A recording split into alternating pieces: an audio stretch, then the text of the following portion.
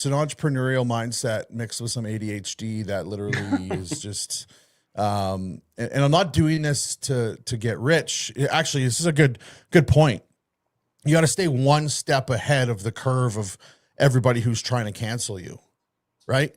So, they're going after one thing, you better build another while they're going after one thing. So then you have to, by the time that they know you have that thing, then you can just be building something. It's actually pretty unreal how that is, and how they just want to cancel everything because they disagree with you. It's quite interesting. And a lot of people don't get it. They might hear us speak about it, but they actually don't understand it because they're not in that mix. Then there's a lot of people who do understand it, and they're like, yeah, man, I can't even believe I'm living a life like this. That's 2026. And because somebody doesn't like what I said, they just want to destroy my whole livelihood. Yeah. You know why they do that? Because they're narcissists. No, because they don't have a debate. They can't win the argument. So they just have to stop it. They have to shut it down. That's true. Yeah.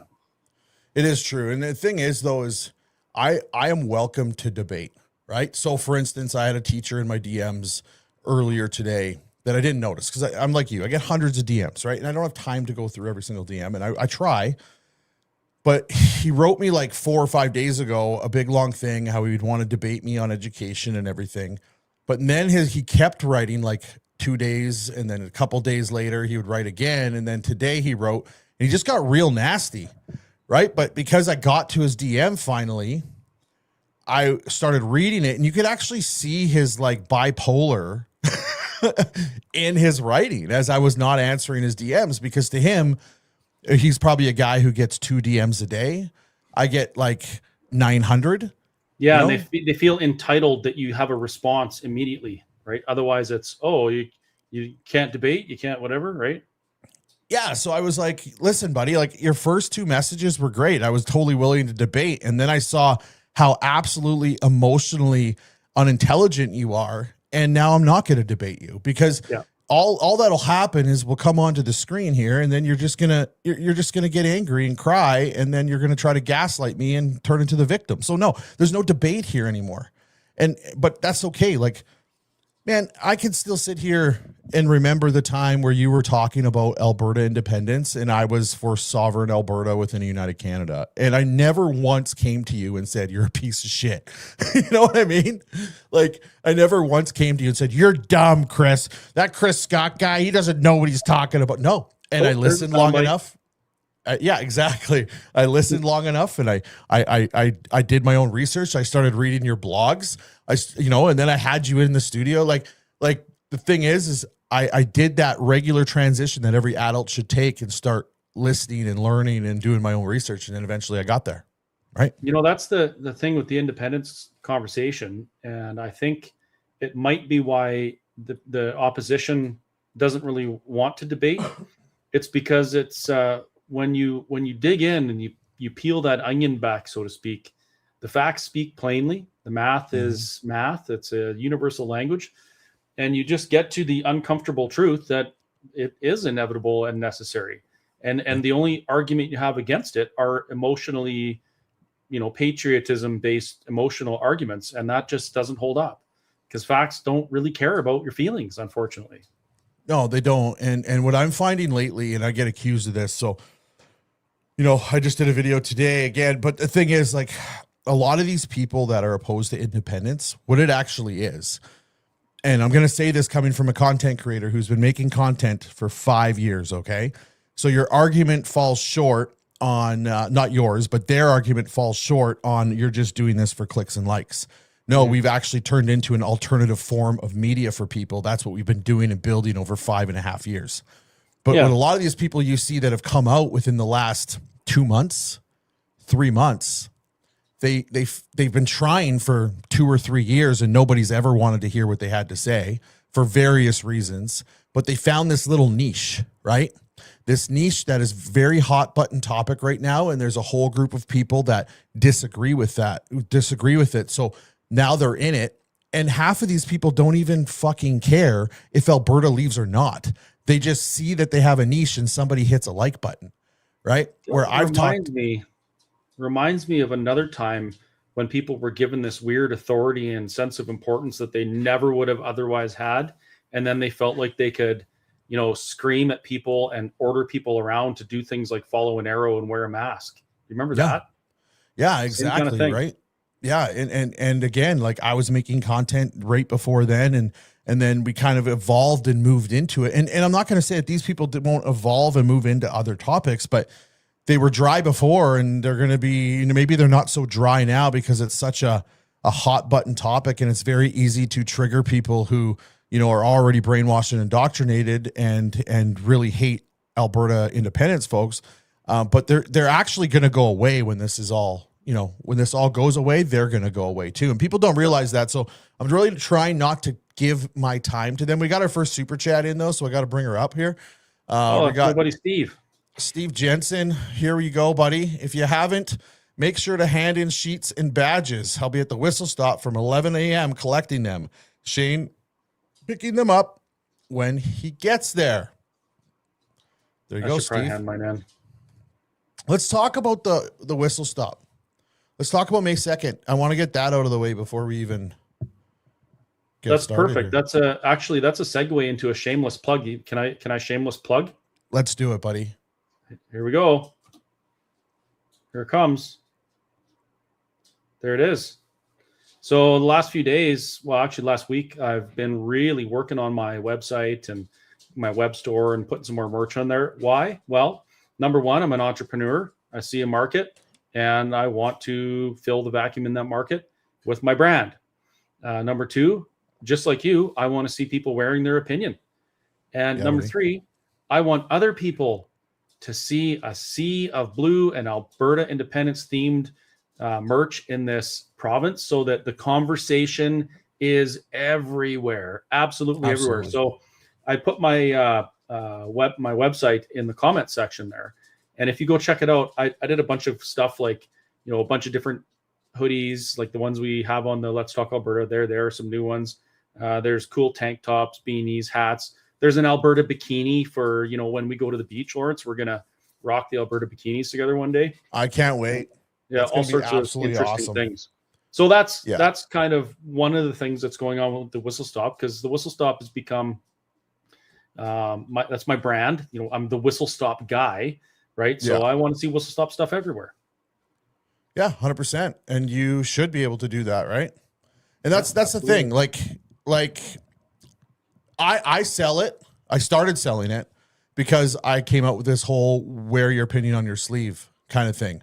And it worked because you have absolute people, nut jobs out there that can't handle a piece of fabric. They fucking hate it. And I'm like, yeah, you know what? I'm good with it. Like at the end of the day, if you can't handle a piece of fabric and you're emotionally unhinged that much over a piece of fabric, then I guess it's working. So I guess we're going to keep selling it. And that's kind of what I do. I don't really worry about it. Thomas has an issue with our bikinis, apparently. Oh, well, Thomas can cry. Yeah. Well, I don't know if I was, I better not say that. Anyway. Don't worry about that's the thing. So they hate on us and they can continue to hate on us and they can continue to do everything that they got to do to, I don't know, feel relevant in their lives. Nothing they do is going to stop me. Right. Or you. I want Thomas to be relevant. I really do. Sure. I think it'd be great. Let's do it. Everyone deserves some relevance. Right. For sure. I'm down with it. So yeah, the Whistle Stop, I don't spend a lot of time there, to be honest, because we're on the road like 3 or 4 days a week. Oftentimes it requires me being away for 3 or 4 days. And, I bought a minivan, and since I bought that thing, I put 12,000 kilometers on it in a month. That's crazy. That's going to go on until October. Yeah. So yeah, I don't spend a lot of time at the Whistle Stop. It's been quite busy. It's getting busier. We're at the point now where we're gearing up for summer. So I'm hiring 2 more cooks because it gets that busy, get them all trained up and get everything working smoothly there so that when I'm out and about advocating for Alberta's future, I know that they have enough horsepower there to deal with the huge crowds that we usually get in the summer. It's fantastic. Yeah, 100%. And May 2nd, Whistle Stop Cafe. It's going to be wild. It's going to be great. I'm pretty sure. Lots of people are going to be there. I'm going to be there. Berta Proud Mom's going to be there. And yeah, it'll just be a great time for people to hang out, shoot the shit, have some conversations. Yeah, I got 10 pork butts that I'll be doing up. Well, I'll go in tomorrow and I'll help get those ready. And then I got 10 briskets. So I'll be smoking awesome meat for, probably a couple of days before. So we'll have a cool barbecue. We got some music. This is kind of a rally for Alberta type thing. It's not a specific event. It's just a bunch of patriotic minded Albertans getting together to build a little bit of nest egg. So Let's Talk Alberta can keep booking venues. That's the purpose. 100%. That is the purpose. And it is really grassroots driven, other than like the bullshit coming out of the left. I laugh at it every day. Like, they're foreign invested. Okay, show me the proof that foreigners are paying for us. No, my feelings are the only thing that matters, man. Just me and my feelings. It's like, you guys are so fucked. Like, yeah. You know what's hilarious about that? All they're doing is just parroting what they see on CBC. That's it. They're not thinking for themselves. They just see one thing that they hope is true so they can repeat it and have a gotcha moment. And then they just repeat it over and over and over again without thinking about it. I get it. Some of them can't think about it because they don't have the second neuron to bounce their thoughts off. They only got the one neuron. But if they took the time to actually think about it, it would be a non-issue. So I'm actually enjoying watching that kind of thing on social media, because all it's doing is just people are just exposing who they really are, and people will remember, right? Yeah, 100%. 100% they will. I see Thomas. Berta Dad won't debate anyone. Thomas, you took the fucking Medicine Hat City Police. This is just Thomas's part. You took the fucking Medicine Hat City Police to court after they asked you to leave, and then as soon as they put their hands on you, you fucking cried like a little bitch. And that's what you did. You cried. You literally cried and screamed. And then you said something about your nether region, that they touched your nether region. I absolutely know that if you were in the vicinity of me, you would do the exact same thing. And you would try to get an assault charge on me. You would try to do everything you could with the law enforcement that you claim to hate to try to bring me down. You are unhinged. You are unhinged. You hate the law enforcement, but you use them for your gain. You're a professional victim with a fake media company, and you just wish you had the views I got. So that's why Thomas is in here right now. Thomas, you're never going to be Berta Proud Dad. I'm sorry, buddy. Okay, we can move on. Oh, he wants to be you. There's a good comment there. Where did it go? Green Giant 0517 on YouTube says, my brother's issue with the bikini is it goes up to 6XL. That's so it fits me. Yeah. Yeah. That's the thing. Like, we can literally, who is Thomas? He's the guy that owns fucking, what does he call it? Anyway, some media company in Medicine Hat. If you look him up, that guy. Look up his story.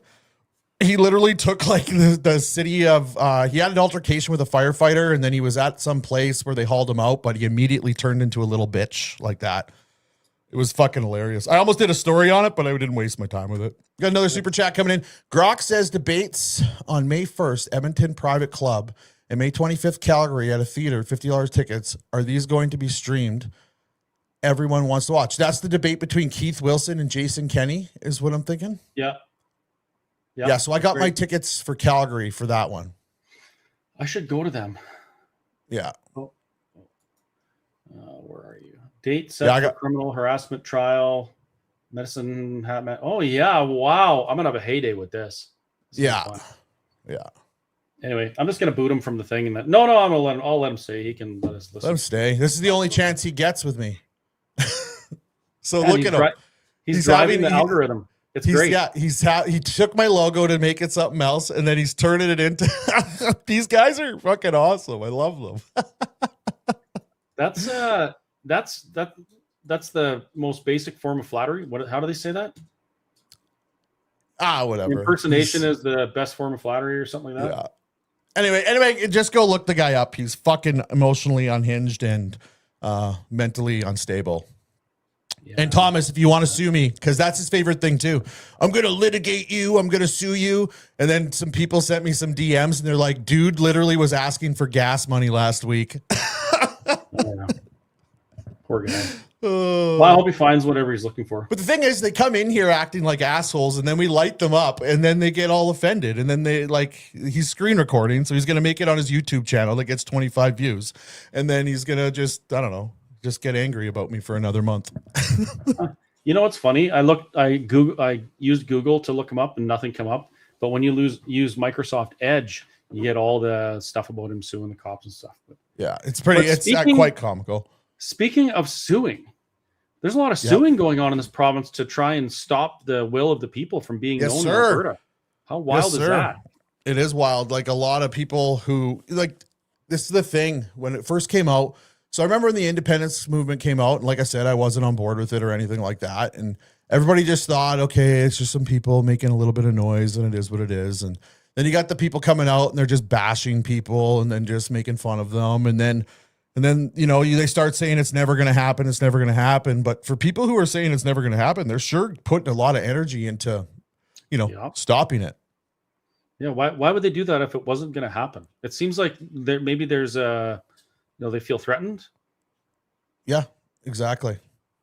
Exactly. That's exactly what it is. They feel threatened by people having a form of democracy, which would be a direct democracy, going to a referendum.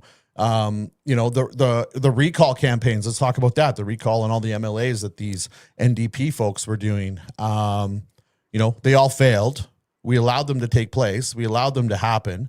Anything that they want to do something and put out there, we allow it to happen. The Forever Canadian petition never had an injunction towards it, never had us standing and kicking their tables over or doing anything like that. Sticking cigarettes in their face? That's right, sticking cigarettes in their face and threatening them, jumping out of pickup trucks in the middle of the parking lot. Never had that whatsoever.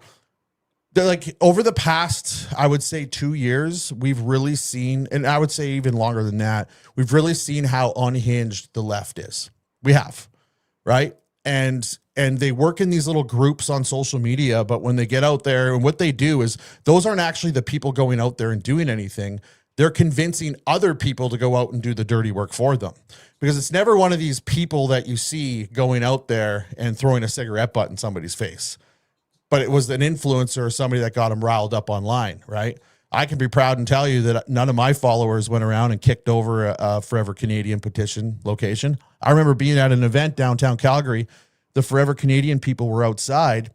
I was inside. I didn't realize they were out there. They must have set up afterwards. Somebody came up to me and said, "Hey, Berta Proud Dad, they're out there. You should go make a video." My response to them was, "No, I'm not going to make a video. That's democracy. They're allowed to do what they're going to do." And I never made a video about them. You know, that kind of reminds me of something else. You mentioned it's always like, it's like minions that get influenced to go out and do the dirty work, right? Yeah. This is what's going on in the United States as well. You know, there's people that have an interest in everything against what Trump is trying to do. And like it or not, whether or not it's pleasant to watch, he's trying to do what he believes needs to be done to get the country back to the way it should be. Take control of immigration, take control of budget and spending, those types of things, right? Get rid of corruption, fraud, look at those things. Now, and it's irrelevant whether you like him or not. I'm just saying that's what his goals are. He has opposition that will do anything to prevent that. And they're convincing middle-aged white liberal women to go and get shot and killed trying to protect criminals who are also illegal aliens to the country. Like they're literally convincing people to sacrifice their lives to and advocating for something that is not only not beneficial for them, but actually detrimental to their country as a whole. And that in itself is the definition of stupidity, failing to act or acting in a way that's not beneficial to you and can be even detrimental in the end. Yeah. And they're doing it. They're doing it here. No, that's just it. And that's what we have. You know, that's why you see these people try to dox every form of your life, try to take away your livelihood, all because they disagree with you, right? Like, that's basically what they do. And you got, like, I'll bring up Thomas again because he is in there. That's what he does. He actually tries to do stories. He hides behind journalism and trying to expose people. So he basically fucks their whole life up, right? And so basically, you know, that's what he can try to do. He can try to go do that. I don't know how well he would do at trying to get people to not buy my merchandise. But at the end of the day, like, I've had many people reach out to me after I did a couple pieces about him, just little ones, nothing crazy. And they said, yeah, he hides behind journalism. And that's what they do. That's what pieces of shit and garbage do. That's exactly what they do. Right. Well, and you know And what? it To is be what it is. fair, there's always a small audience for that kind of thing, and maybe they'll, maybe they'll do whatever it is that he needs them to do to support himself. Yeah, and that's fine. That's absolutely fine. Yeah. The thing is though, like we lost it somewhere along the way, right? Where we no longer could have dialogue and discussion. It was all about, I disagree with you, so I'm going to try to destroy you. And then you get the unhinged people, like you just saw what happened yesterday. That was a teacher. That was a teacher who flew from California to Washington, D.C. and went to go and unalive the president. What? Right? Yeah, that was a teacher who did that. Did you see that? You're kidding me. Yeah, at the correspondence dinner last night. Wow. Yeah. Unreal. Yeah. And that's what these type of, leftists are. They do want you dead. They honestly do. They're not going to cry over you if you're not living anymore. No, and Carrie and I experienced that when we got hit by a train a couple years ago. There was it really bothered me to realize how evil people are. Like, they were saying, oh, too bad the train didn't finish off the work we're trying to do, stuff like that. Like, really? I don't, maybe I've said something like encouraged the gallows or something for crimes against humanity, but I don't know that I've ever advocated just for reach my out to this one here. Position to die. I haven't tried to destroy you. He called an ex-business partner of mine. Probably to recommend you to get back in business again. Oh, and there goes my internet again. I don't know if it's me or Berta. Is it me? Or is it Berta that's froze up? Let's see. Someone texted. What do I need? Oh, what we got here? Well, I'm still talking. I can see you talking. Now you're frozen. It seems like Lawrence might be frozen. I'm still here. Okay. Well, I guess I'll just have to entertain you folks until Berta gets back. So I'm reading this comment, and I've had some conversations with Lawrence about this. Like, he has lost a lot. I've been very fortunate in that my brand and my business has actually been, I guess, what's the word? More visible, and I don't have a boss to fire me. So it was okay for me. But there's a lot of people in this movement that have had, like, they get people phoning their employers and they cancel them. They phone their customers and they get them to stop using their services. I was just informed about a trucking company down in Coots. When they were down there, how did that work? Somebody got a hold of their customers and basically said, we're going to pull your permits or whatever if you don't shut these guys down who work for you. And so they phoned this truck company. They're like, you guys got to get your trucks out of there. We don't agree with what you're doing. And they didn't. Well, that whole company is gone now. And it wasn't just 2 trucks. I think it was like 30 or 40 trucks or something like that. Like, this is a multi-million-dollar business that got completely canceled for their views. And, Lawrence has the same kind of thing going on. He had a job that he got fired from, and he had a company that he had to pull out of because of this kind of stuff. So when people say, oh, I'm not trying to do anything, I'm not trying to hurt you. Well, that's not true at all. They do. And sometimes they succeed. So let me see. It looks like I'm still on. I guess just let me know in the comments if I disappear or something, folks, and we'll just keep going until Berta shows up. I'm going to take this opportunity for the shameless plug again. I posted my website earlier, whistlestoptruckstop.ca. The reason I want people to see that is because I want you to know that, I make an effort to brand myself according to my opinions. And those who agree with me, they're welcome to support and do the same thing. It's pretty cool. We go to events now and I see,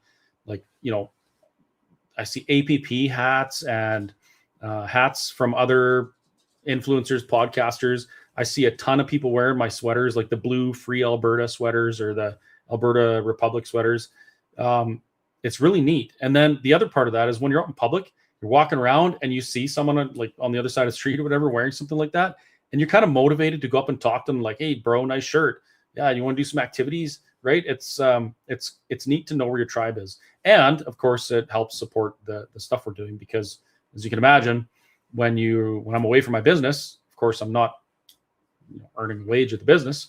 I have to rely on what I do on the road and the merch stuff. So speaking of on the road, Let's Talk Alberta has started gaining a lot of traction. We have a pretty significant list of volunteers. We have some really great initiatives that we're working on. I would share the screen if I could. I can't. So I'm just going to tell you that it's letstalkalberta.com, all one word. It started off, well, I guess it still is. It's an initiative that I started with a couple friends of mine to just get the conversation to every corner of Alberta. So I picked 200 locations across Alberta. And the way I did it is I kind of one cycle of weeks, I picked, like, for instance, Red Deer. And then 6 weeks later, we're back in the area, but not in Red Deer. This time we'd be in like Delburn. And it was the other way around this time, just with the way the scheduling worked. But the point is, we're not just going to, and this answers the question about Edmonton, Calgary. We're not just going to big cities. We're doing events in towns that have a population of 6, but they have a town hall. And we're doing that because we want the conversation to go to every corner of Alberta. That's what Let's Talk Alberta is. It's a bunch of concerned Alberta citizens sharing their opinions and engaging in dialogue with other Albertans, period. We're not advertising for a specific thing. We advertise that the event will happen because we want people to come and talk to us. But other than that, it's just about talking. And this is kind of a result of what I saw in the United States.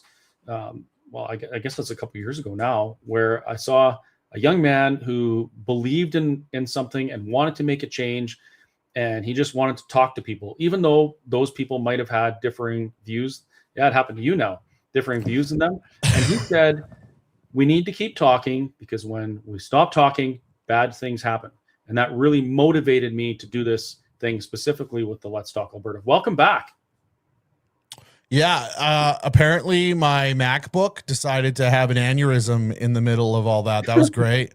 I was like, what the hell is really going on here? But yeah, we're here. But I've been in live on your streams for 2 times, and you go out. Yep.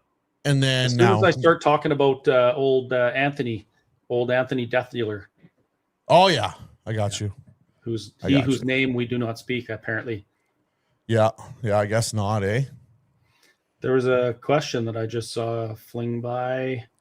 Looking forward to the next Let's Talk Alberta. I got my black hoodie at Smoky Lake. Get so many nice comments. Yeah, that was cool. I was in Costco wearing my Free Alberta hoodie, and I was in Leduc. I thought, oh, okay, I'm gearing up for for some friction or whatever Canadians elbowing me up. And I get in there, and it was totally the opposite. I walked in, some Filipino dude's like, hey, man, nice shirt. Then one of the Costco people's like, hey, where'd you get that shirt? A couple minutes later, a lady runs up to me and throws her arms around me, gives me a hug because she recognized me from the shirt. So that's totally opposite. That's awesome. It's great. What I thought was going to happen. Yeah, it's great. I get recognized all the time in public. People shake my hand and they thank me for everything I'm doing. And you know what?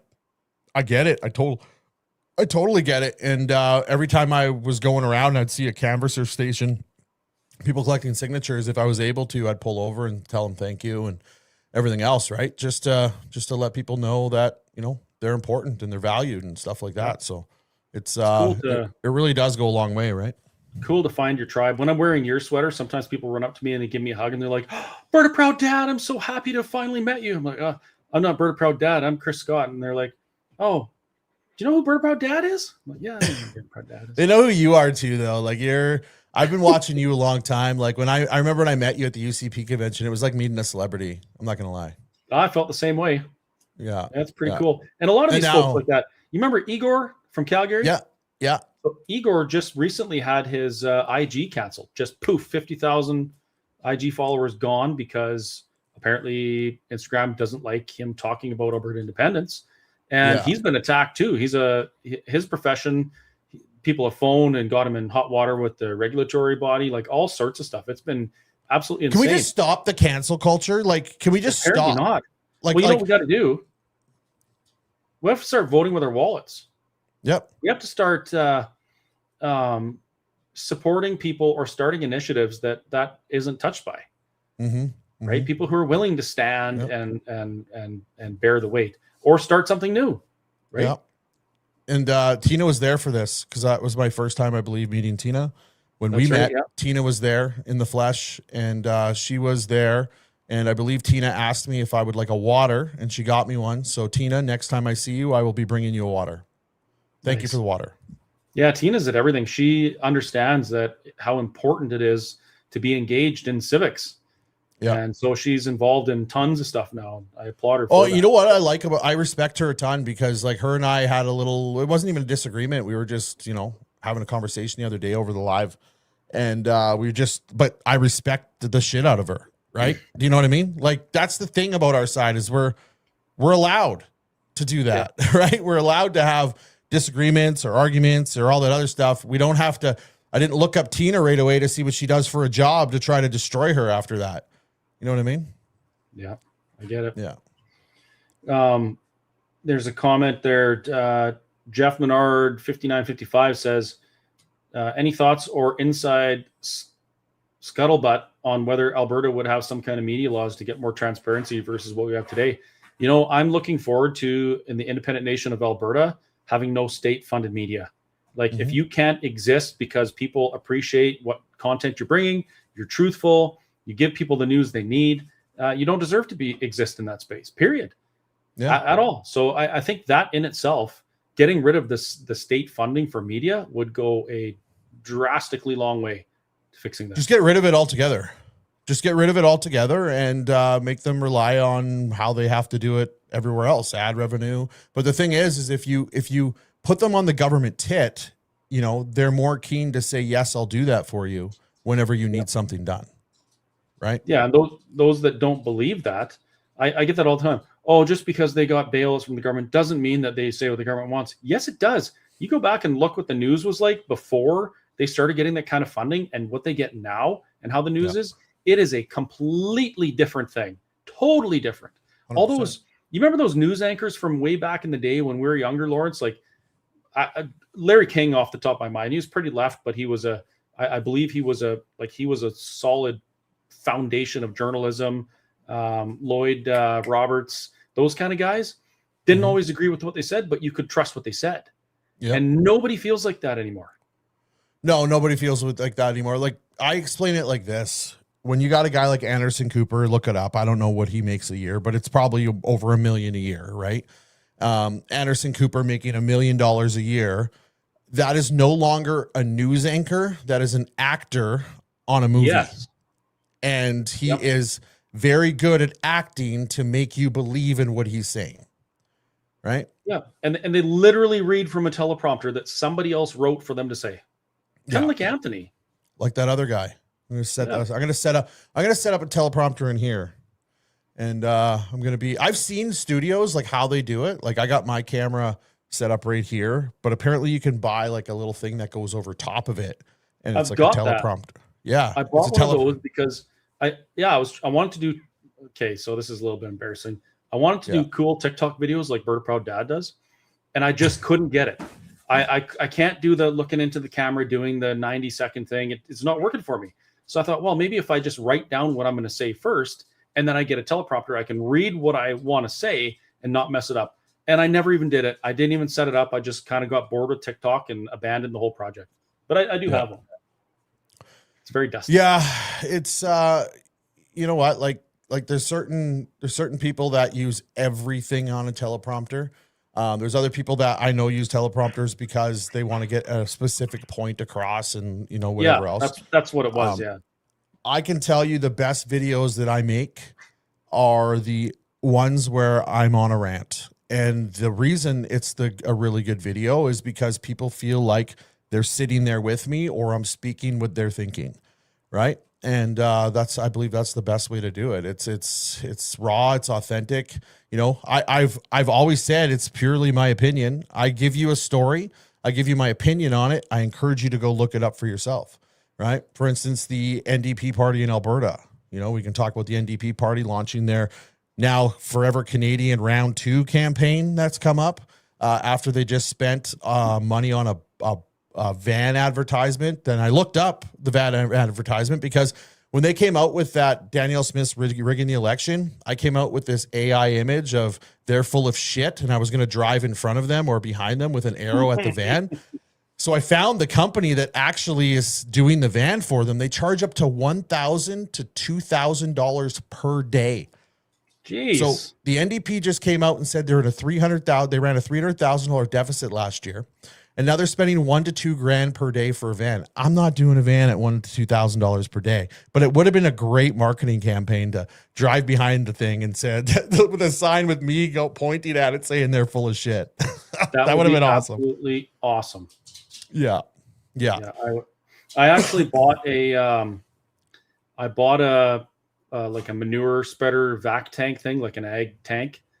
And I thought, man, that'd be pretty neat to, you know, just put Whistle Stop Cafe on the side. And next time there's a rally at the legislature, just pull up there towing that thing like they do in France just to see what happens. But check it out. Never did it. So I have a manure spreader vac tank for sale, everybody, if anyone needs one for their farm. Yeah. Well, there you go. That works. But then they're running this Forever Canadian round 2 campaign. And with a bunch of flyers and a bunch of door knocking and stuff. So I'm waiting for them to come door knock my house. I'm really excited for that. That'd be pretty cool. The Elections Alberta took a group to court over advocating for something during the petition period. And it doesn't hold any water. There's nothing to it. But you know who they didn't take to court was Forever Canadian. The Forever Canadian is advertising. They recently partnered with a federally funded charity, registered charity, and are getting money, tax dollars funneled to them, allegedly, to advocate against Alberta sovereignty. And they never ended up in court. How weird is that? Yeah, it's really weird. Rules for thee, but they're the oppressed ones, right? We're the ones that always have to dodge bullets and climb mountains and sit there in court cases and move around things. They get things just literally handed to them, but they're the victims. It's crazy. Yeah, I don't know if you've read it. It's quite a long blog I wrote a while back called "What Business?" No, wait, what was it? What business have ye with me, Your Majesty, or something like that. whistlestoptruckstop.ca/blog. Anyway, the premise of it was that Canada wasn't created by a group of grassroots people who decided to get together, declare their independence from the crown, write a constitution, and self-govern. It was legislation that was drafted in London, imposed on Canadians, and it wasn't by us. Well, the British Crown, in their expansionist imperialistic empire, they would go somewhere, claim the territory, install a governor. And when the governor did a good job and kept control of the people through whatever means necessary, which was pretty bad back then, they were rewarded very, very handsomely. And that structure of colonial reward it still exists to this day. What they get now is like Senate appointments, Supreme Court appointments, those types of things. But if you look at what Thomas Lukaszuk is doing, he's one of them, right? He's one of those people seeking the crown's reward for advocating for the crown against, and it really is against the people. Because what we're saying, hey, we want an independent sovereign nation of Alberta.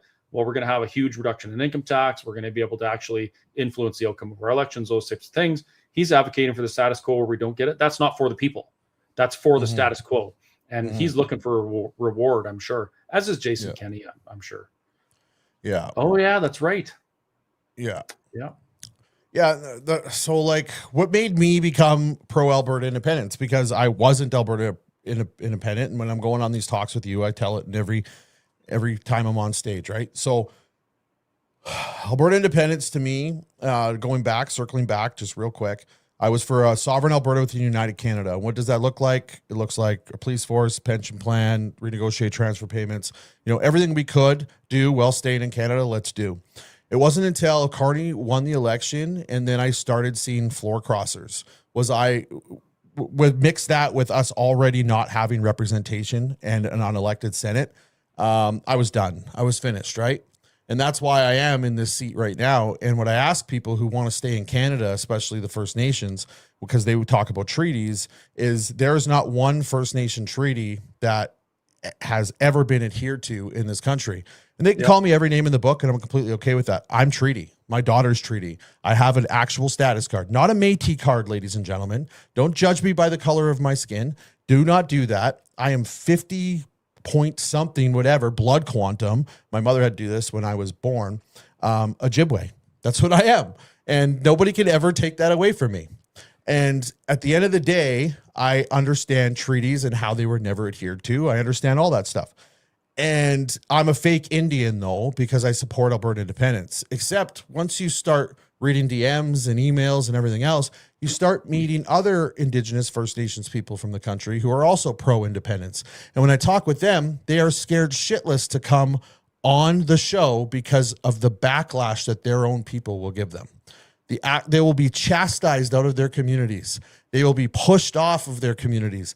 And I'm happy to sit here and say, I don't have a community to be pushed off of because I never lived on the reservation. This is the thing is they've equated it now to you're only an Indian if you ever lived on the res. Are you kidding me? 70 something percent, or it's upwards of 80% now have never lived on the reservation. It's some sort of weird concept of, when it comes to treaties, I look at them, I'm like, wouldn't you just want to try to see what a better deal would look like? That's it. It only has to look like a better deal. Like you can sit there, you can walk away from the deal, like any deal, right? You can say, yeah, nope, this ain't good for me. I want to stay in Canada now. But to shut it down in a court injunction just boggles my mind. Well, that's my little rant. I doubt they're going to be able to shut it down. Yeah, this is awesome. I'm curious as well. What color is your equity card? Yeah, you know what? That reminds me, I'm going to make a video tomorrow about equity cards. Thanks, Fringe. I thought it was a satire. I thought it was a spoof. I couldn't believe that was actual a legit AGM. It's insane. But that's the way we're going, right? No, we're not. This is through that. Well, no. That's the way Canada is going, right? Yeah. And that is what we're trying to not do. I said that I was talking to somebody today about Alberta independence in this grocery store. And, they're on the fence. They are completely on the fence. They do not hate the idea. They do not love the idea. They're just on the fence. They were just asking me questions. And I literally told them, I said, we are trying to save what is left of the Canada we knew. What we all grew up in, what we all loved. That is what we're trying to save. We're not trying to, and then make it better, build better off of that. But Canada, as we know, is gone. And if we don't do something now, it's over. Yeah. Right. Yeah. We got to do something. Did you happen to see my rant about Smith? Oh, perfect timing with that comment. It's like Steven's in your ear, in your other ear. Steven. Yeah. Yeah. So I watched that presser, the one that you watched as well. I think you did a piece on it. Yeah. The last one. Yeah. And I support Smith. I think she's awesome. She's done some things that no other premier has the balls to do. I like to say that our premier has the biggest balls of all the premiers in Canada, and she's a woman. But I guess women can have balls these days anyway. So that's another point. But I'm watching this, and I got quite upset because she has maintained that she wants a sovereign Alberta within a united Canada. And that's what I used to want as well, until I realized, well, we can't, it's not going to work. There's things that we need to deal with in the Constitution that just can't be dealt with. It's impossible. So that aside, I listened to her talking about what she wanted to do in the referendum questions. And most of it was immigration. There's a couple other things. And then a potential referendum question on Alberta sovereignty. Yeah. Then she said there wasn't an appetite for an Alberta revenue agency or Alberta tax collection. So we're not going to look at that.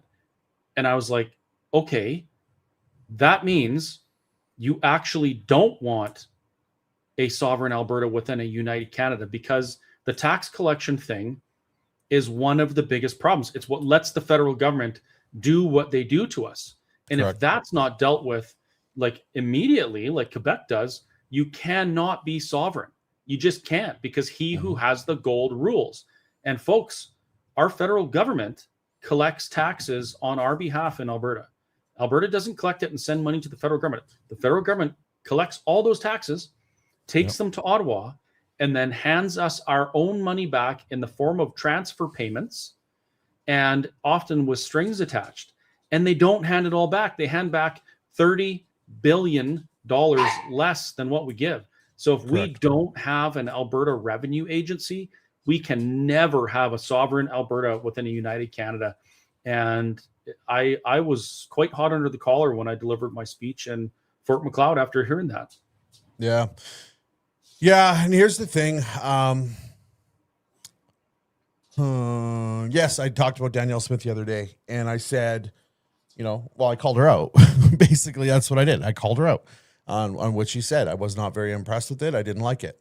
But again, I'm going to tell every single person out there, disagree with me all day about it. I don't care. The only reason why you got a chance to collect signatures is because of Danielle Smith. True story. You can fight me on that. You can tell me I'm an idiot. You can tell me everything that you want. You would have never been standing there collecting signatures if it wasn't for her. Yep. And she knows that. Is she going to be perfect on everything? No. I truly do believe we are going to have a referendum on independence on October 19th. That is going to happen. I believe she's going to allow that. Now, here's my thing. My wife and I were just talking about this with Danielle Smith. And I actually went on a little rant. She loves it. It's like, there's no phone. It's just me in the kitchen, right? I said, all Danielle Smith has to say? All she really has to say is she could stay away from, I want to be a sovereign Alberta with United Canada. She can stay away from that. She could say, I believe in direct democracy. I believe in the will of the people. On October 19th, the people of Alberta will go and they will have a referendum on independence. If that referendum comes back with a clear majority, as the leader of this great province of Alberta, I will follow the will of the people. That's it. That's all she has to say. Yeah. As a politician. And, and I went on a little rant. And as you can imagine, my wife was like, you should have recorded that. Yeah, and you're correct. And I'm not by any stretch of the imagination saying that I don't support her anymore or anything like that. Yeah. All I'm saying is I am acutely aware that what she's selling is snake oil. That's it.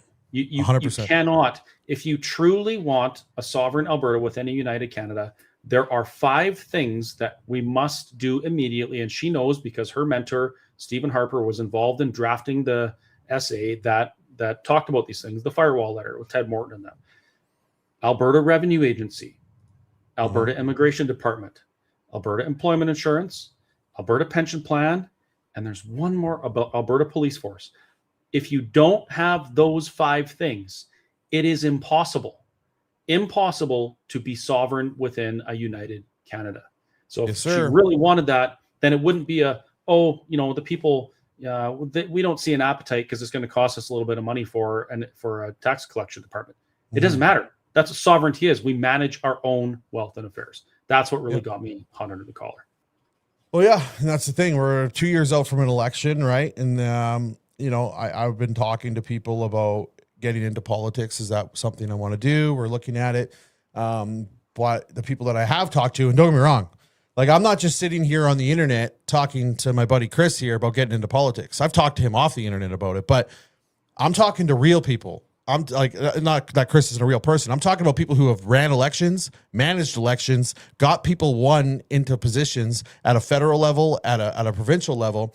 And we're having these little discussions on a daily basis. It seems like at this point. I was just talking to another guy today who managed to get somebody elected that should have never been. Well, basically they took over a liberal stronghold and then flipped it conservative. And he was a big part of that. I'm telling everybody I'm running on being pro-independence. That's what I'm doing. I'm going to be an independent UCP candidate. That's what I'm going to be. And if they don't like it, tough luck. Like that's how it is. Right. So, you know, a lot of people are telling me, no, Berta, don't do it. Don't run. You're going to ruin your whole channel. No, I think honestly, we've reached a fork in the road here and we better lay it out who we are as people and stop dancing around it. That's how I look at it. Yeah. And, you know, I'd consider moving to support you in your quest to do that. But I don't know if Jess will let me do that. I've thought about it from time to time. I think I'd be pretty good at it. I think it would be fun. I would like the experience. But on the other hand, I'm not beholden to anybody. My opinions are mine, and I don't ever want to be in a position where, you know, someone's going to tell me that I have to vote some way or can't or can talk about something. And whatever you folks might say, that happens. Yeah. Every one of those MLAs, they have handlers that teach them what to say, that tell them what they can say. And it's not the same thing. If you can get into a position like that and you can maintain your voice, that's absolutely fantastically amazing. But and I still don't know what I'll do, but right now I feel like I can be more effective outside, talking about anything I want, calling out the premier when I need to, when I feel like it, praising her and endorsing stuff that she does when I need to as well. That's where I'm at. I'm on the teeter-totter. One day I'm like, yeah, let's go. And then on the other way, I'm like, nah, let's just do this. Like, but again, like one big thing with me is like, then we just keep the status quo. Just keep the same old fucking politicians going into the legislature. And then we just keep calling them out on this side. No, like that's what I fight. That's where my big fight is, Chris, is right there. Yeah. Because if guys like you and I and many other ladies out there that are in this mix too, like I have 847,000 followers over all my platforms. Jeez. That doesn't go away because I become elected. Like that comes with me into the legislature. All right. You tell me another one other than Danielle Smith that has that in the legislature today. Yeah. I don't know that there's anybody. I don't think there's anybody that does that. Yeah. And that's why I want to be that guy who brings that in there. Because then from there you can be a voice. You can say, holy fuck, guys, this is corrupt. You know what I mean? Like you could literally, what are they gonna do? You can't say that. Kick me out of the party then. 1 million people are gonna know about it in 3 minutes.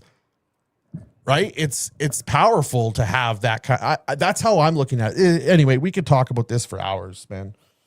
You know, from a personal perspective, I would love to do that job. I really would, just because I would like the experience. I think it's neato. I like the look and feel and smell of the old, you know, institutions like that, like the legislature building. I think it's really interesting. So I don't know. We'll see where it goes. Unfortunately, or fortunately, whichever. I mean, it's all the way it's supposed to be. I'm going to be so freaking busy from now until October. I don't even think I could even consider taking anything else on. Really? Yeah, no, for sure. And you are super busy, right? Yeah, no, at the end of the day, I'm going to make up my mind the way I make it up. A part of me too is I don't think the world's ready for me yet. I can see some of the comments in here, right? I don't think, maybe we'll let it burn down a little bit more and then they'll be like, okay, now you're ready. Yeah. Before if you decide to do that, we're going to have to make sure that we bolster the first responders services in Alberta for sure, because there's going to be a ton of hair that lights on fire. So the firemen are going to be busy. People's heads are going to explode everywhere. The left is going to be just going ballistic. So there's going to be broken glass. We're going to have to really prepare for that announcement. Really prepare. Pigs will be flying. Yeah. Yeah, no, that's good. Oh man. Well, let's get on to it. Did I show you my Berlin Wall? No. I have a piece of the Berlin Wall. I love that. Where'd you get that? Berlin. Were you there recently? No, my son was there, so I asked him to get me a piece of the Berlin Wall. Actually, hold on. Let me show you what else he got me. I'll bring it back. I'll be quick. Yeah, no, I'll be here. I'm just going to read some comments. Sorry, guys. I do think you'd both advocate for the people, but it does require tact and diplomacy. Yeah, and that's where I lacked. But again, on the other end, I'm not attacking you, Tina. We really got to change how we do politics. Like, enough is enough at this point. Oh, it's right beside me the whole time.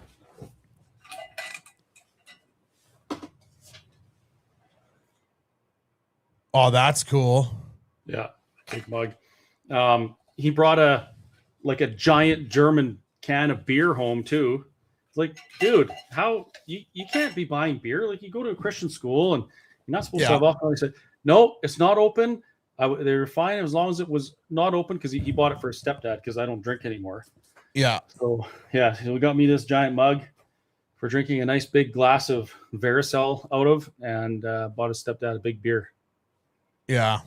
Yeah, that's awesome. Oh, here we go. I got some support for it, John. I want leaders who are real. Berta Proud Dad, you're a great MLA. And that's the thing. That's the thing. But, and I appreciate that, buddy. I really do. But a lot of people who are like, go to a lot of political events and they're so used to being around politicians, they think that that's how politics should be. But if you actually look at, in order to get things done nowadays in politics, you got to be ruthless. Mm-hmm. And you actually have to like force somebody's hand to get something done. And I think that's what I bring to it, right? Is I'm able to sit there in a caucus meeting, which is behind closed doors, and be like, you guys are idiots. And a million people are going to know about it in 25 seconds here if you guys don't get your shit together.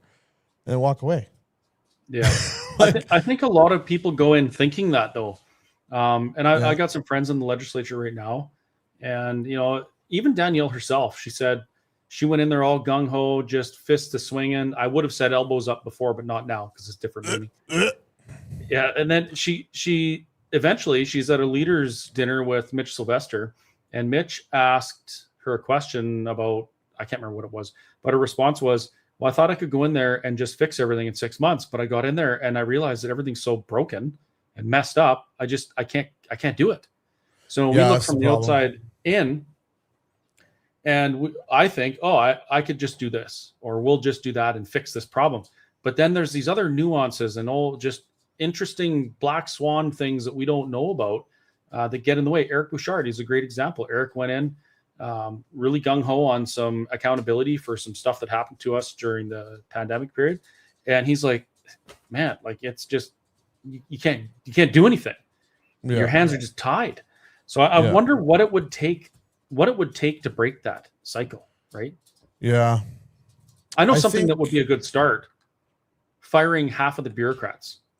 Yeah, that's where it needs to be, but exposing them. And I think that's the problem, is we protect them, right? We protect these people. We're like, I think what might happen is you get in there and you're like, holy shit, it's the establishment. It's everything I thought it was. And then you realize that you're literally governed by the establishment, right? You have donors, you have all this stuff that you have to adhere to, because no money is free money in politics. I don't care what anybody says. Nobody comes to you and says, I'm going to give you this massively large donation for free. It might happen, but it doesn't happen that often. We need to have swords and have duels in the legislature. If I ever become premier, I will make that happen, Steve. Wow. That would be something. Better put the little foam tips on the end, though. We don't want anyone to get hurt. But I am going to have buttered sausage days. Nice. For Jerry Busey. That's in honor of Jerry Busey. That's a classic meme. One of the best ones ever. I hope Janice Irwin shows up. One of the things that people don't realize about government is the people that we elect. It's like an iceberg. That's like 10% of what we own. We see that. We don't see the rest. We forget about the deputy ministers, all the staff, the people that have been there for decades, the people that have had, they have entrenched deals and backroom things with industry and AFL and, unions and those types of things. So when you get out in there as an elected official, like the ones that people actually vote for, all of a sudden you're facing like an army of bureaucrats that hate you and everything you want to do. And it's just a fight the whole time. Yeah. Yeah. And I think that's right there. Yeah, exactly. Bureaucrats are stonewalling. Good comment, John. And that's what I would kind of do is I'd come out of the legislature and say on my phone, nothing done yet again today because of this bureaucrat, this lobbyist, this bureaucrat, this lobbyist. Have a great day. Put the phone down. That's the only way to fix this is start exposing who these people actually are and who is stalling everything, whether it's your own party, whether it's their party, whether whoever it is. But that's the problem is these government secrets and everybody keeps it so close, right? That's why caucus is closed door and on both ends and nobody says anything. We should be able to come out and name these people by name and say, this is what's going on. And just basically, okay, bye, I'm out. I know it's a dirty style, but welcome to politics, the new age politics. It has to be dirty. It's the way it is. I had a conversation with a federal politician who you would know if I told you his name, but I'm not gonna talk about who it was. I'm not supposed to. Mm-hmm. Anyway, been in politics for a long time. Was a high up, a very, very high up elected person. And I said, is it like really like what House of Cards was like? You know, the TV show House of Cards with Kevin Spacey or whatever. Was it Kevin Spacey? Yeah, Kevin Spacey. No, not Kevin Spacey. Was it? Yeah, it was Kevin Spacey. Yeah. Kevin Spacey. Anyway, before he went weird and disappeared, and he's like, yeah, that's what it's like. And if you've ever watched House of Cards, it is a dirty, evil, disgusting, malevolent, just a cesspool. Yeah. And they're like, yeah, that's what it's like. And that's what you have to navigate. Right. So what you're saying, it'd be my very first time in a Cessna. Somebody said they were flying me somewhere, and next thing you know, I'd crash. That's basically, if I got elected, it'd be like, nice lap. MLA Berta Proud Dad died in a plane crash this weekend. We had after he exposed a bunch of bureaucrats. We had a suspicious plane crash with a ex-premier in Alberta. Jim Prentice. Yes, we did. My son got back from his basketball tournament. His lip is split wide open. How'd you do that? You're supposed to catch the ball.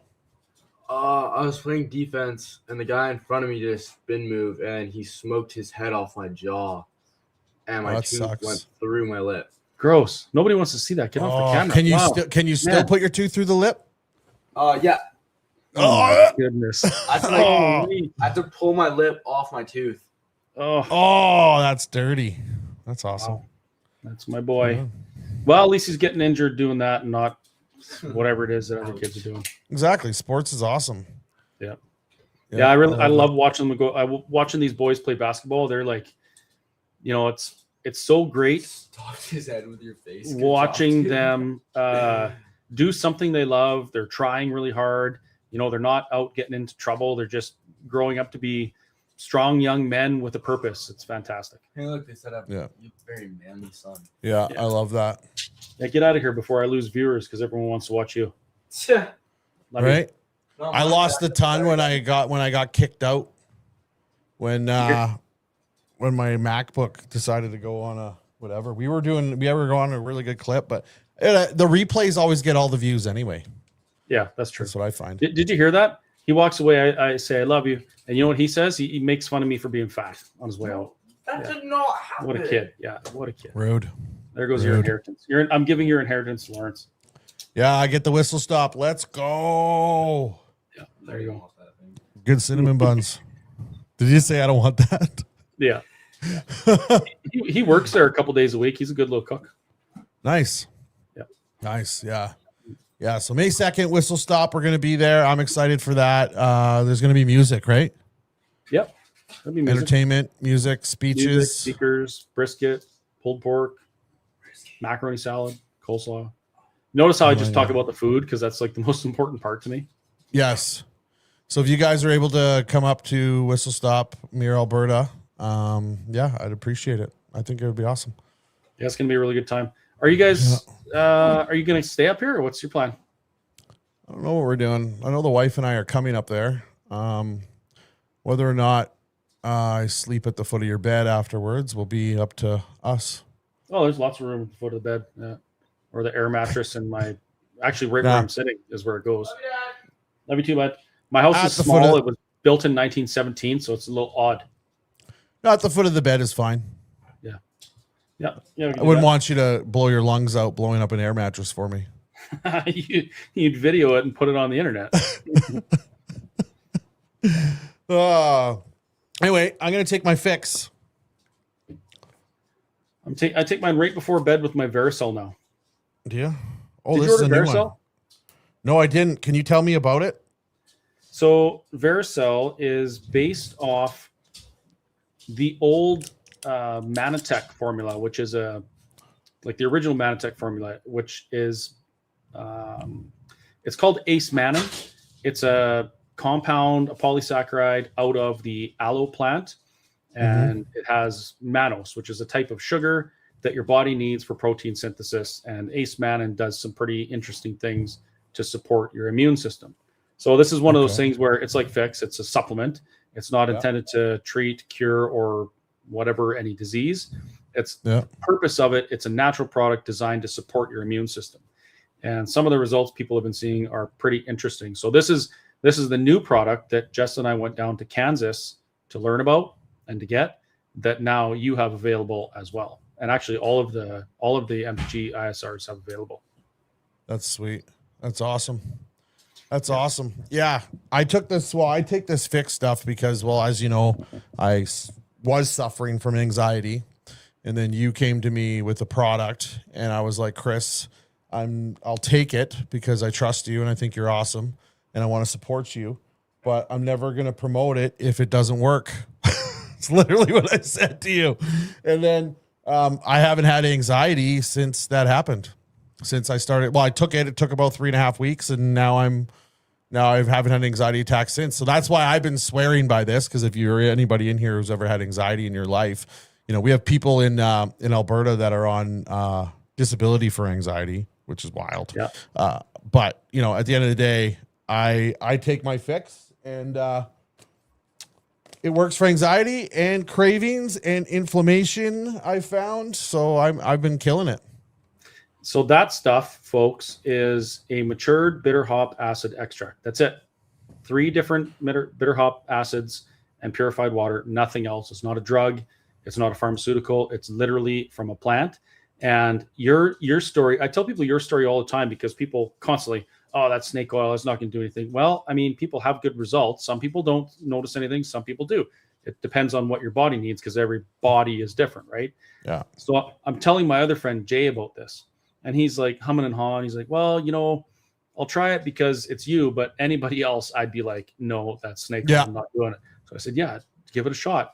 3 days after he got his, he's messaging me. He's like, holy shit, Chris. I can't believe this. I'm sleeping through the night. My wife is having a more restful sleep. We actually have energy. Like I go to work and I have energy all day. And it's not because it's giving him energy. It's because his body is resting when it's supposed to, not using energy when it doesn't need to.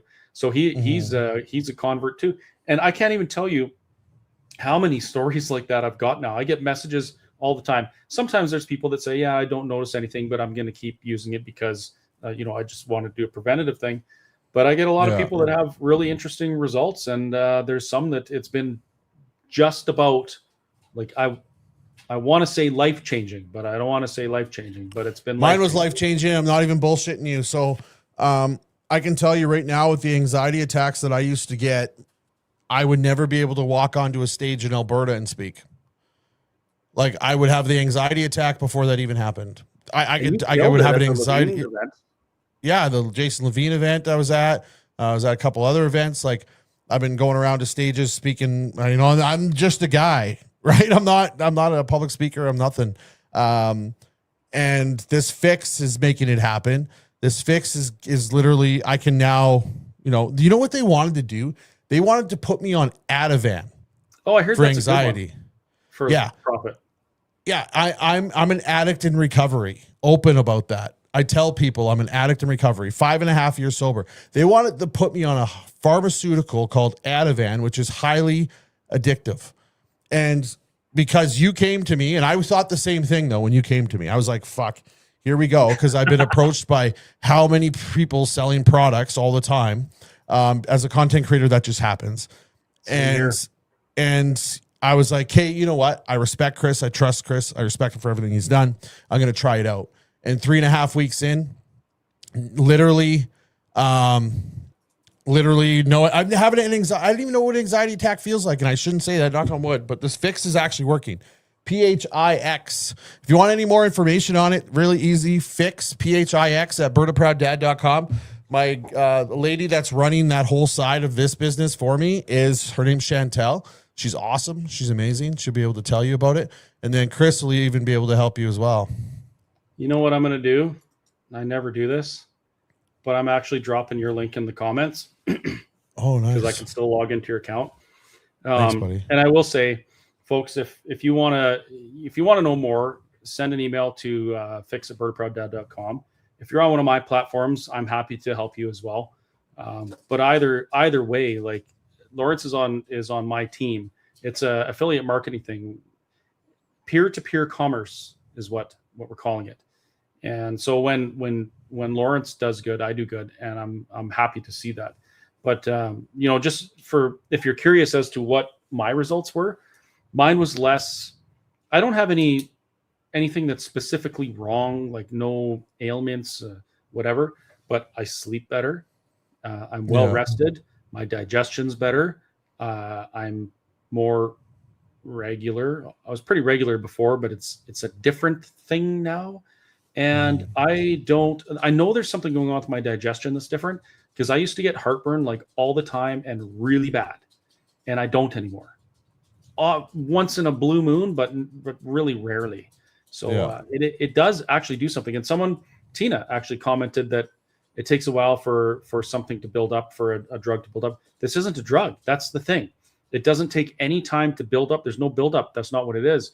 All it's doing is activating your vagus nerve, which is your gut-brain communication part, and making your body do what it was created to do. That's the beauty of it. It is not a drug. It doesn't do anything.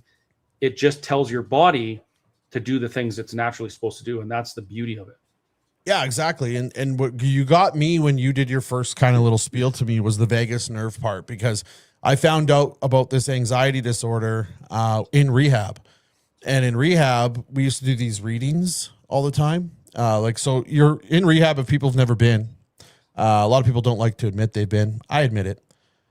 Your day starts at 7. It ends at like 9 at night. Like you have a full day, and you're basically in 50 days trying to change the way you think, change the way you do things, develop better habits. We used to do these readings, and they're like an hour long. You go around this circle and you read. And like all the time I'd flip flop on the floor, man. I would like go into these attacks, and what they do is they drag me out. They put me into a cold shower. And I asked them after, probably the third time they did it, I was like, why do you guys just keep throwing me into showers? I'm like, because it's fun. Yeah, right. Yeah, because it's fun. And it's funny, when I was in there, people knew I was Berta Proud Dad. Like, it was crazy. So they probably hated my content, and that's why they were doing it. But no, they said when you go and you have a cold shower right away, it agitates your vagus nerve. And that's what controls like anxiety and all that other stuff. Yeah. And I was like, huh. So when you said vagus nerve and bitter hop extract, that's all I have to take, and I don't have to hop into a cold fucking shower, which sucks, I'm going to try it. And it just so works. So I'm good with it. Yeah. And, I was hesitant to share with you, because actually anything that requires duplication is a difficult thing to share, whether it's a peer-to-peer commerce thing, like what Fix is sold through, or it's, political advocacy, knocking on doors and encouraging other people to get involved, or sharing the gospel. Any of those things carry a certain amount of, there's a little bit of anxiety with talking about it, because you don't know how people are going to respond. But now that I see what it's been doing, I'm like, okay, now I just can't shut up about it.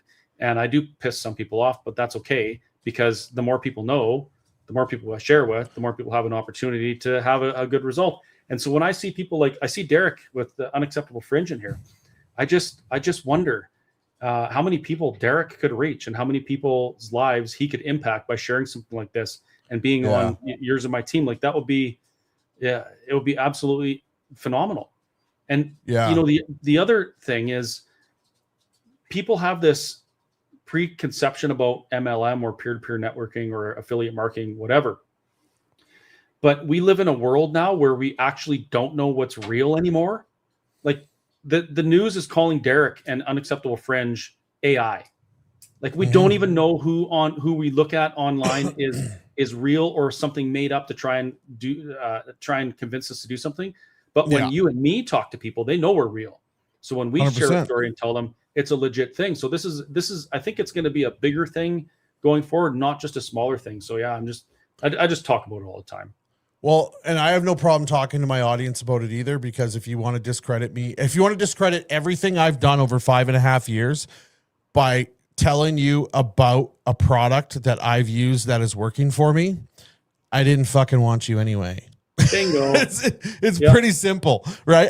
You weren't really supporting anyway. You were waiting for that one thing for you to drop off. That's what you were doing.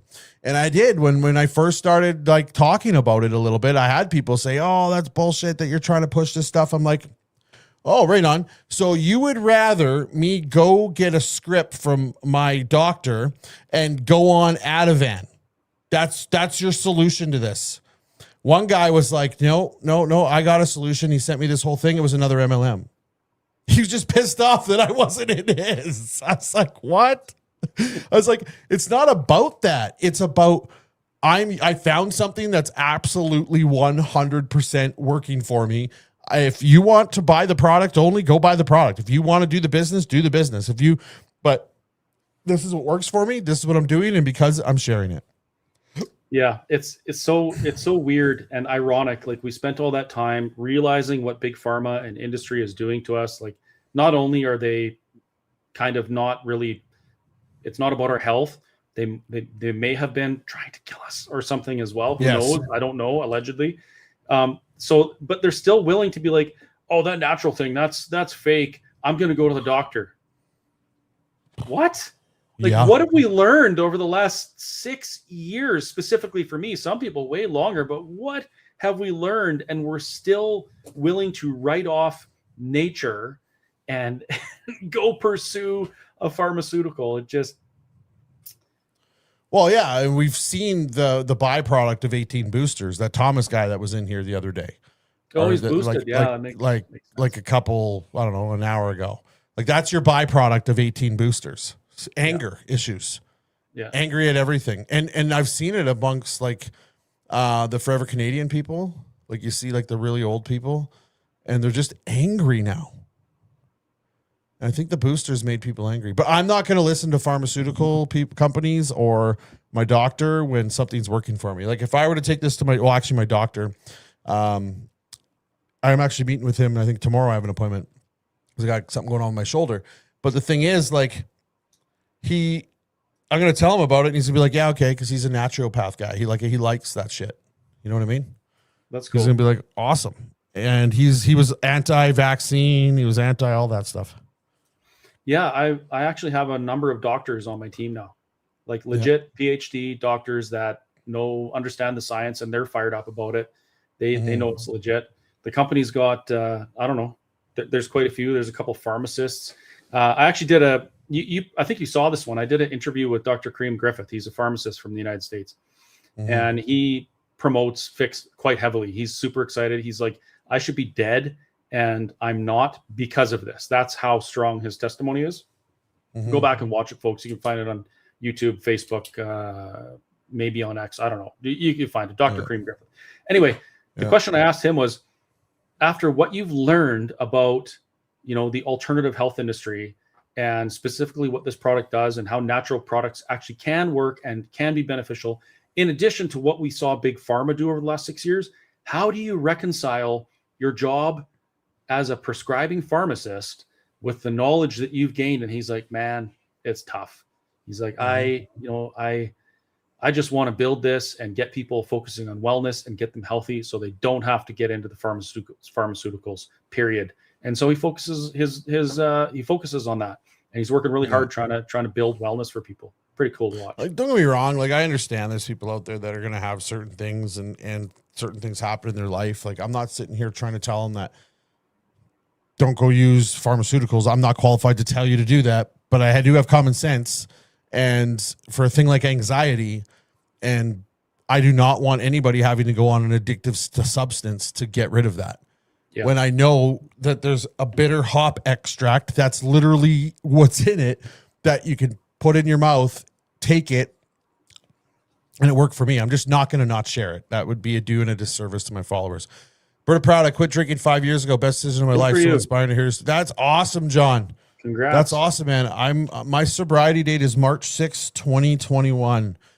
So I quit January 1st, 2021 drinking, and I quit cocaine March 6th, and I went into rehab March 10th, 4 days off cocaine, just in time to get the night terrors and the shakes. Wow. Yeah, I actually when I went into rehab, because most people, they do their last line or their last needle or whatever in the parking lot before they walk in, right? Oh, yeah. And I walk into the intake and they're like, are you okay? I'm like, yeah. What's up? Well, because it's all ex-addicts, right? Like this place, all ex-addicts that work there, like they know the lingo. They're like, well, you're not fucked up. I'm like, what? Most people come in here for their intake fucking drunk, high, whatever. Like you're just sober. Yeah, I did my last line 4 days ago.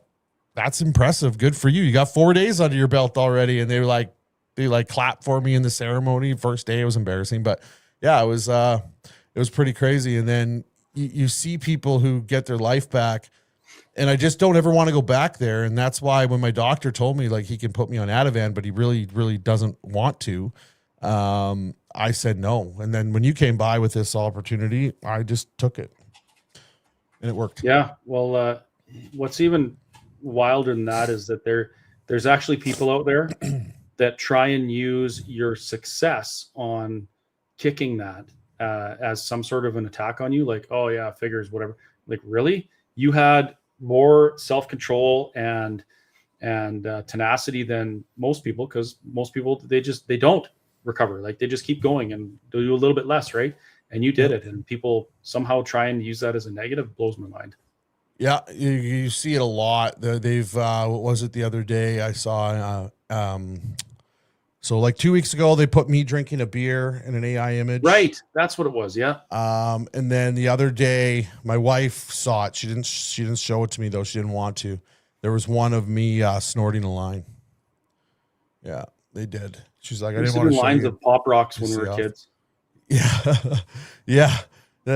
Ouch! I can feel that just thinking about that. Oh, yeah, I can still feel it. Yeah, I think it might have maybe done some brain damage, but I'll recover. Yeah, but that's what they do, right? And they want to attack my addiction, so that's okay. But could you imagine if one of us did that to them? Oh yeah, you can't even make a picture of someone sitting with a rainbow behind them without getting crapped on. No, and that's what I did, and they brought it up in the legislature. Wow. I brought up Janice Irwin. I did a little thing of Janice Irwin. They brought it up in the legislature, and then they defamed me in the legislature too. They said that I attack her because she's gay. No, I attack her because she fought to keep books in schools that show two boys giving each other BJs. That's why I attack her. That's why I go after her. I don't care who she's sleeping with. Yeah, that's what they do though. They can't. Their policy sucks. Their debate sucks. So all they can do is just reduce it to some fake social justice ideological talking point that nobody really cares about anyway. And you know what? 90% of people know that you don't give a crap what someone's orientation, religion, whatever they are, as long as they're respectful to you, you're respectful for them. And it's the same with me. Most people get that. But just those unhinged activists in the legislature doing that stuff, they don't get it. I want to point out before I forget, Steve, who's been commenting, he gave you a couple, what do they call them? High five thing, snoodle. Super chats. I don't know, super chats, yeah. He kicked his drinking habit, I think over a year ago as well. So congrats to Steve as well. Him. Yeah, and I'm all for it. Good.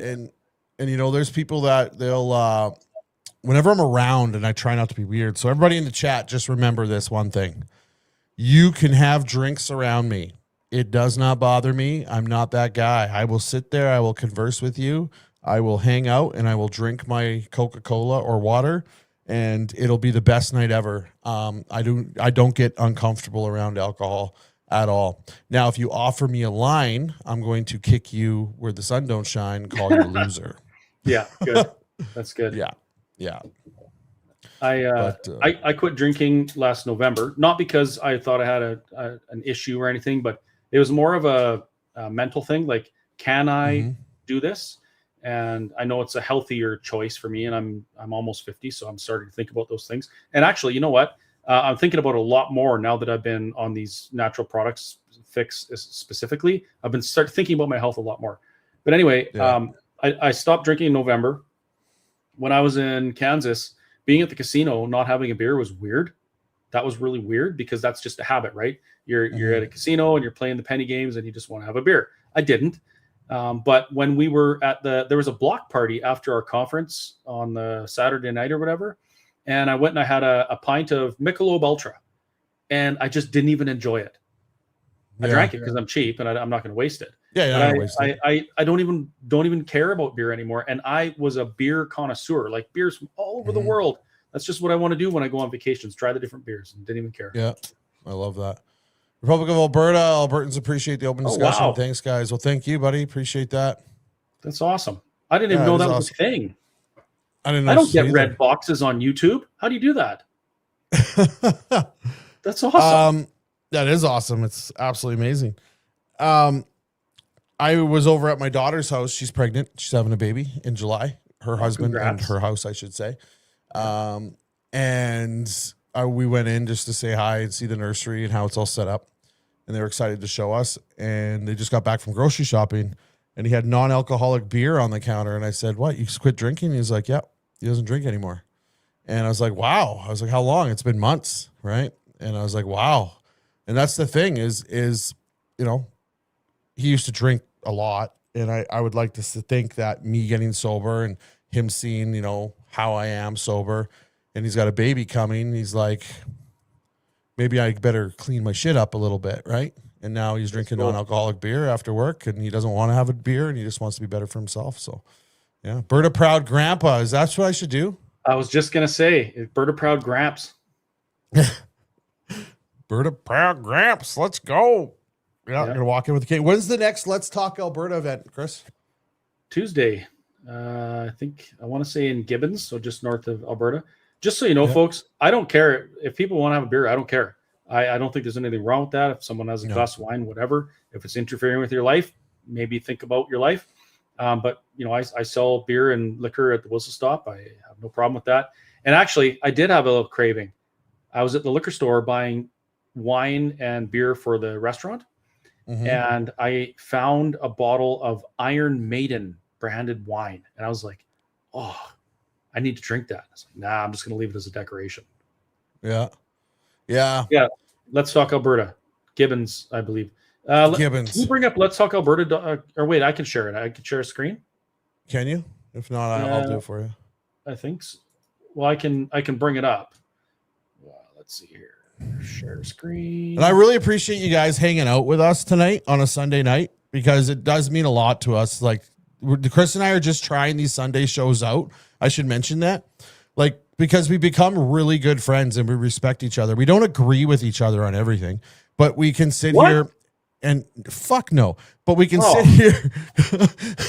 But we can sit here and have these, like, we become really good friends, and we like chatting with each other. So for you guys to be able to hang out with us and just chill out and shoot the shit and be part of the conversation, this is kind of what we're trying to do on Sundays now, is something like this. I'm going to get out of the way, Chris, so you can show this, and then I'm going to be right back once you're done showing. Yeah, sure. Go ahead. How do I do it? Oh, there it is. Yeah, so that's the this is our Let's Talk Alberta website. It's just something I quickly did up because I wanted a landing page for it. Basically goes through, I'm going to accept the cookies, goes through, you know, why Let's Talk Alberta exists. It's so Let's Talk Alberta exists to ensure Albertans are informed, engaged, and empowered when considering the future of our province. That's a big thing. We're going to have the question. We're going to be asked the question, and it's an important, heavy question, so we should talk about it. There's information about the May 2nd fundraising event at the Whistle Stop Cafe. That's going to be fantastic. And then if you go a little farther down, it shows some of the upcoming events. Oh, I was wrong. So Tilly is on Tuesday. Gibbons is on Wednesday. Forsberg is on Thursday. Oh, look at that. 2 pierogi dinners, one right after another. Fantastic. Good thing I love pierogies. And then a little further down, of course, there is the grift, which is not a grift at all. It's to help book venues and things like that so that we can continue going. The way it works right now is I just pay for things and hope that people donate enough to cover it. I believe in this wholeheartedly, specifically the talking with Albertans and engaging in conversation. And then just the standard stuff down at the bottom with a subscribe. Please subscribe, because that allows us to send out, that lets us send out emails and notifications and stuff, getting around the algorithms on social media that are not very kind to these type of things. So that's a good idea to subscribe. And we don't give your information to anybody. There's a privacy policy there, and we stick to it. 100%. I will also mention May 2nd, I will be in Mirror, Alberta. I will be selling merch, and we have a percentage of the proceeds of that is going to directly benefit Let's Talk Alberta. Chris and I had already spoke about that. So we will have a merch table there, and we will be doing that at the events as well that I speak at. So every event that I speak at, I have a merch table set up, and I will be donating part of the proceeds to Let's Talk Alberta as well. And because I really believe in this movement, I don't speak on any other speaking tour for Alberta independence other than Let's Talk Alberta. And I do other events as well. I got to plug this event that's coming up that both Chris and I will be at. That's in October. We are speaking at the We Unify conference can you pull that up real quick? I can. Are you able to? The We Unify conference in Calgary. It's going to be about a week before the referendum actually takes place. So if you guys want to get tickets for that, we're both going to be speaking there, and it'll be absolutely amazing. So I saw Tina in there. As long as you don't make me pick sides, we will never make you pick sides. Chris and I will never do that. But yes, there we go. We have, I don't know why they put me as a podcaster. Maybe because I have a podcast studio. Oh, you're in your private jet. Yeah. Nice. So that's not the photo we sent them. That's not the photo, me and my private jet. Don't worry. The t-shirts aren't doing that well. So I've met most of these people. There's going to be more speakers. I've met most of them. All fantastic people as far as I know. Mm-hmm. Yeah. And this will be the fourth or third or fourth We Unify event that I've spoken at. They started in 2021, I believe, in Victoria, or 2022 in Victoria, and they've been going bigger and bigger ever since. The last one I attended in Victoria actually got canceled because the left just completely flooded the city, and then the city shut it down. Yeah. So they won't book to them. And while we were in the planning stages, they were actually trying to get force the organizers to get private security and pay $50,000 for security because of what the left might do. And he's like, no, why should I have to pay because they're assholes? That makes no sense at all. So anyway, it went off without a hitch. It was great. We had a dude in 10-inch platform high heels or whatever they're called with a skirt and boobs in the lobby that we were talking to. And he was there supporting us. He's with Gays Against Groomers. And he's like, yeah, I don't agree with everything you guys say, but I'm here supporting you, even though you're conservatives, because I agree that we shouldn't be grooming children. So that was pretty neat. I got a picture. That's what We Unify is all about. And I think that's the beautiful thing about being a conservative, to be honest with you, is we can have disagreements and we don't have to agree on everything, and we can have arguments. And I'm never going to say you're not my friend or I don't respect you anymore because of it. It's just not something that I'm interested in doing. Again, I always bring back to Chris because we're doing this show now on Sunday nights. I didn't agree with a lot of the stuff Chris was saying until I agreed with the stuff Chris was saying, because I had to create that. I had to bring myself to that spot. Right. But he's a huge part of why I'm sitting here promoting Alberta independence, is because I didn't like what he was saying. I didn't stop watching. Right. I didn't stop tuning in. I didn't stop watching his content. And then I truly just got to this on my own. And that's why I know there's other people out there like me. And, 5.5 years ago, if I could tell you, like I started making content on accident, right? This is just something that I started doing on accident. If I could tell you, I'd be sitting here today. Now, trust me, it hasn't been an easy road, just like Chris hasn't been an easy road for him either. I think any of us in this space, there's a lot of awesome creators in the chat.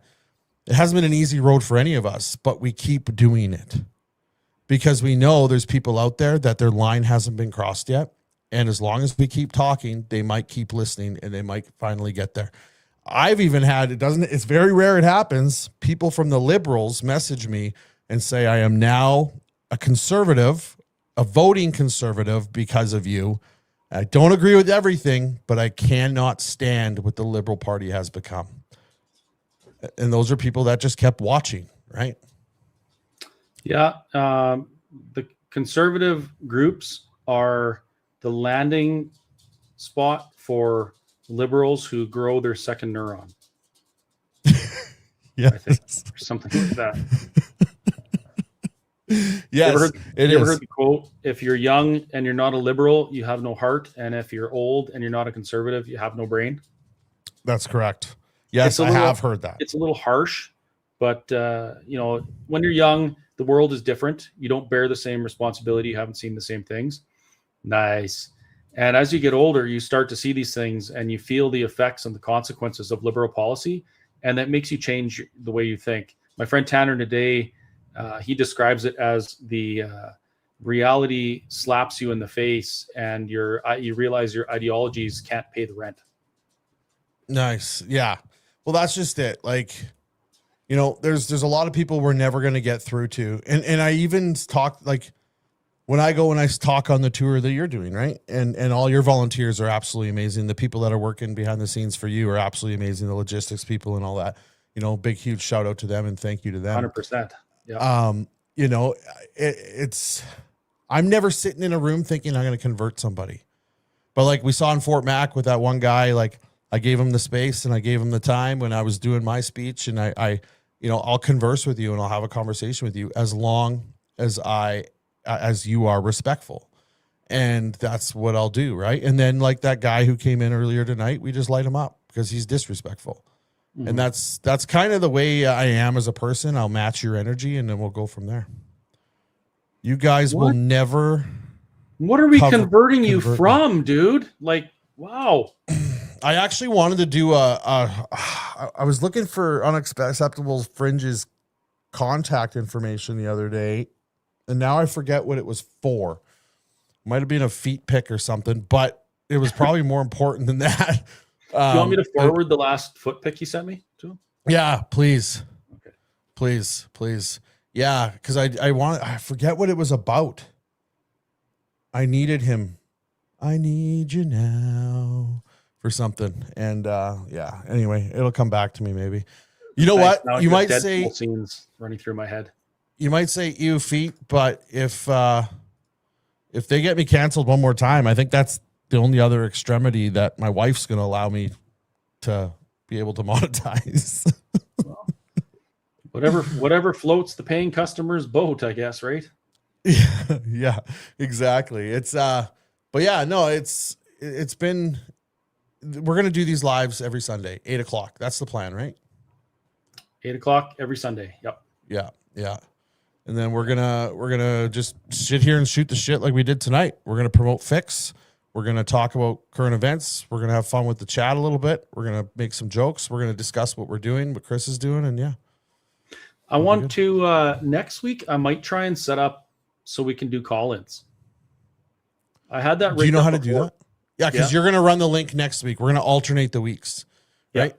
So next week you'll run the link, and then all I have to do. So then you'll drop out 2 times during that, and then probably, then the week after I'll run the link, and then I'll drop out once like I did tonight because MacBook is maybe it's all scripted, folks. Maybe it's part of the AI subroutine. This is AI. I'm sleeping in my bed right now, and my name is Unacceptable Fringe. Oh wow, that's amazing. It's amazing what we can do with AI, isn't it, folks? Did I tell you what I was thinking about doing before we land the plane here? This would have been genius, but I didn't. You know how everybody goes after my merch, right? Like they just can't stand it. And I know they go after yours too. They go after everybody who sells merch. They go after. I was actually going to come out with like some pro-liberal merch and set up a whole website for it and everything and make it all like legit. And then I was going to make videos about, can you see this? This is bullshit. Look at this website. It's absolutely terrible. And then they would buy it. My haters would buy it because, you know, I'm talking shit about it and I made it look like I can't stand it, but they'd be buying from me. That would be awesome. I think I should do it. You know, I actually could think of a couple websites to even highlight on the show that are selling that stuff. I think it's pretty funny, but yeah, everyone needs to wear their opinion, even the ones we don't agree with. Yeah, so I thought about doing. Maybe Chris will venture up on a partnership like that, and bad idea. And then we'll feature it. Man, did you see this website? This is absolutely terrible. Berta Proud Dad Sucks.com. Go to it. Check it out. Look at, they have liberal stuff. It's crazy. Terrible. Yeah. You know what? That's funny that you mentioned that, because during the time when social media was going crazy over the whistle stop, I started a page called the Gristle Slop. And yeah, it's got like 480 followers, and they all comment and stuff and think that it's like, you know, they're all original, but there's like 5 or 6 people in there that are basically driving an algorithm, and I get paid every month. Yeah, exactly. 100%. So I'm going to start this account called I Hate Berta Proud. And basically what it's going to be is when my wife and I are out in public, she's going to record, right? And it's going to be me doing something absolutely stupid and then making it look like we're exposing Berta Proud, but it's actually just us running the account anyway. Like picking your nose or something, or yeah, whatever, like tripping over. He can't even walk on it with, like, look at his shoelaces are untied and then trips over. There's another guy who's a UK content creator that he got so much hate on the internet. He started doing that. And the channel that is I Hate Whatever. Berta Proud Dad got me once. Yeah, that's not me. But it's monetized now, and he's making thousands of dollars a month off of his own site that he's making fun of himself because it's full of haters. Oh, that's awesome. I wish I thought that years ago. He went and played to the other side, and it's literally, yeah, you just play with their own game, right? That's fantastic. Yeah, whatever. I just realized that our Sunday thing is going to be the Sunday night something show. I don't know what anyone would ever call a Sunday night show. What did Sue call it? The Sunday night sex show? We can't call it that, though. We'll be demonetized and deplatformed. Well, and it's probably trademarked, to be honest. Yeah, that's true. What should we call it? Give us the best names in the chat. Shit show? Yeah, the Sunday night shit show. Talk the shit show? Yeah, we could do something like that. Think how much fun you could have pretending to be an unhinged liberal, right? There are people that do that. It's funny. No, you wouldn't. Where can we get Fix? Just Google. I can't find it. Oh, you're going to want to go to Fix. Google it. Yeah, don't Google it. The worst thing you can do. So email Chantel. She's the lady that runs all my stuff. Fix, PHIX, at bertaprouddad.com. It's scrolling across the top of the screen there. And yeah, you'll be able to go and check it out. So you're going to try to get calls in next week is what you're going to try? Yeah. And the reason I said don't Google it, you can look it up and what it is, but follow Lawrence's link, because it's a peer-to-peer commerce, which means Lawrence has a business and he promotes it, uses it, shares a story, promotes it, and other people buy it from him. Why wouldn't you want to be on his team? He's got like 800 how many thousand followers and is going to build like a pretty big team. So you absolutely want to use his link if you're going to try this stuff, or my link, because I just put you under him anyway. Do what he says. Send the email to fix@bertaprouddad.com and they'll give you the link. And I put the link in the comments earlier as well. I'll put it one more time for you just for fun. Look at this idea. That's amazing. Shirts that say no to independence, or something with a QR code that sends the Forever Canadians to the APP website. That is absolutely genius. It is. I was going to do one that sent a QR code that sent people to Laura Babcock's face. I was going to do that one, but I'm not in the business of bullying women. So I decided against that one. I don't want to do that. Is that the one that does I'm not having any O's show? Yeah. That's why she's cranky. Yep. 100%. I think. I sent you a super chat. Did you? Talk about unhinged. Thanks. Yeah, no, it's crazy. But anyway, we're going on 1 hour and 44 minutes here. Yeah. Oh, here we go. We got John came in.